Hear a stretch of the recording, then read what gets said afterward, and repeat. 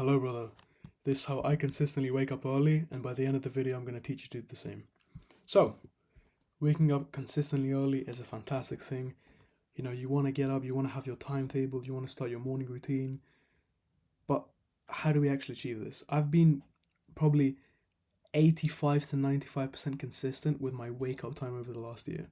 And it's like a very early wake up time usually. So, I'm very proud of this, and this is something I want to teach you because for the longest time, I had like super inconsistent times where for 2 weeks I'd get up at like 5 a.m., then I'd completely skip that and be sleep deprived and just wake up 10 minutes before school, like get up, get changed, brush my teeth, and out the door. Other days when I think, yeah, I need like a 2 hour morning routine, I need to work out, do some work, meditate in the morning. I'm just going to simplify all that down, that by the end of this video, you can have, whatever sort of sleep schedule you want, whether it's the type of person that gets up 20 minutes before school or work starts, or you get up 2 or 3 hours before you need to leave. So, first thing is padded time. So, what's padded time? So, for the next rest of the video, I'm gonna use the time example of you want to be asleep at 11, so you're in bed by 10:40, because you need like 10-20 minutes to fall asleep. On average, it's 14, if you haven't been using screens and stuff before that. But besides the point, let's just assume at 10:40 you need to be in bed lights out, so by 11 you're asleep. Now, don't be thinking, okay, so by 10:40 I'll switch everything off and it's fine. And then at 10:39 you're still texting your girl. Or you're still on call with his friend, or you're in the middle of a league game. That's gonna infiltrate into your sleep, and the problem with that is as soon as you let some infiltration in, you kind of just open the gates where, it's like 5 minutes past the time when you should have closed your phone, and then your girl calls you and you sit there for half an hour, or your mate says, listen, you're like, oh, fuck it, yeah, I'm going to sleep late anyway, let's play one more. What we want to do instead is allow ourselves like a 20-30 minute window before our actual in bed time. That's our outward sleep time. So it's like everyone around you can think, okay, by 10:20, Alex closes his phone, or by 10 past 10, Alex closes his phone.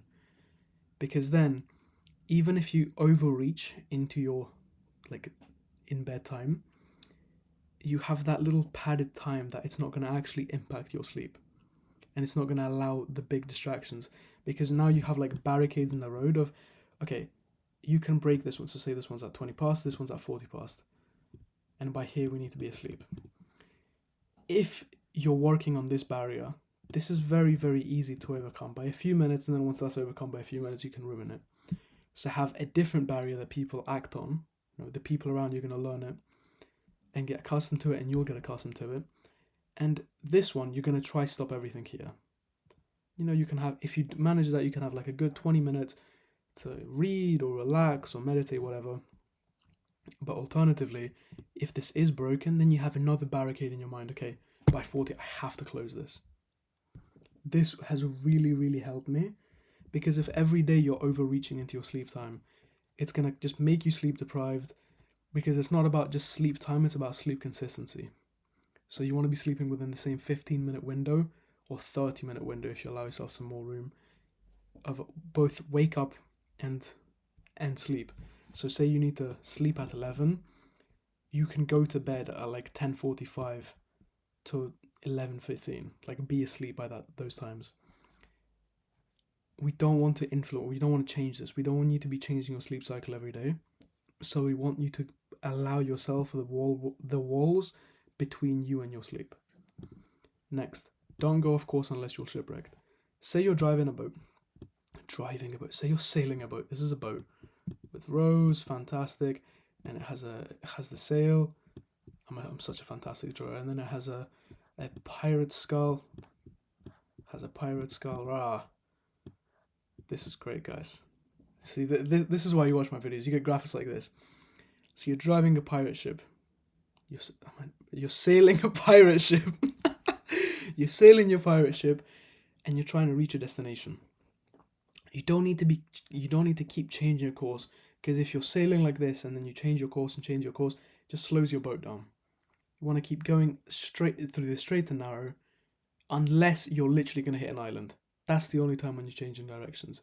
So if the padded time didn't work, or you were just a bit of a loser one day and you stayed up till 1, 2 a.m. texting a girl or something, that's the only time when you change your sleep, like wake up time. If you're ridiculously late, like if you're 3-4 hours late, okay, then change your sleep schedule for the next morning. Like let yourself sleep in for like an extra hour or two, just so you're not horrifyingly sleep deprived. But on normal days, if you're like 15, 20, 30 minutes late, even 40 minutes late, wake up at the same time.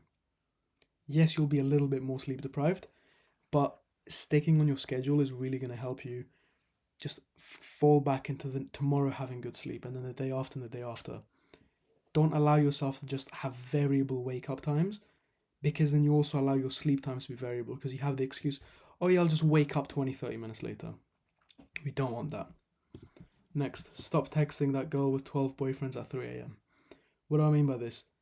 Stop doing useless stuff that takes a ridiculous amount of time right before sleep.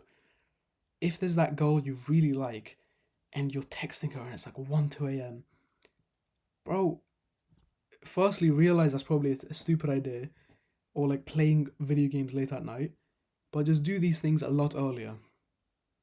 Because it's usually one or two stupid activities that people have as vices that ruin their sleep. It's either that be scrolling, it'd be texting random people, be watching movies late at night. Oh yeah, I can't sleep for 5 minutes. I tried for 5 minutes and I couldn't sleep. I'm gonna watch a movie. People usually have one dumb activity. For the longest time for me, that was video games, where it would be like 20 minutes before sleep, and a league game would be like 30 minutes, but sometimes 20. Say, yeah, I'll have a quick match and I'll ruin my sleep and I'll stay up a little bit longer. Don't do exciting activities like your vice right before sleep. Whether it's video games, texting people, movies, whatever that is, scrolling, because it's going to ruin your sleep. And then if you're ruining your sleep, you're going to ruin how rested you are, and then you're going to want to change your wake up time, and you're not going to be consistently waking up early, so it's going to damage your morning routine. It's all one action after the other.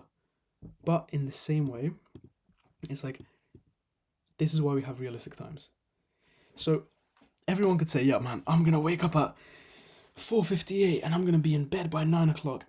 But you're not, bro. Like, just being realistic. Have times that you know you can stick to. So it's better, in my view, because I tried this for many months, it's better to have a sleep time like 10:30 and wake up at 6, rather than say, yeah, I'm going to sleep at 9:30 and I'm going to wake up at 4:58, because it's just unrealistic. Like, sure, is it better to wake up at 5? Yeah, for like morning productivity, in my view. But is that something you can hit 80-90% of days? No, it's not.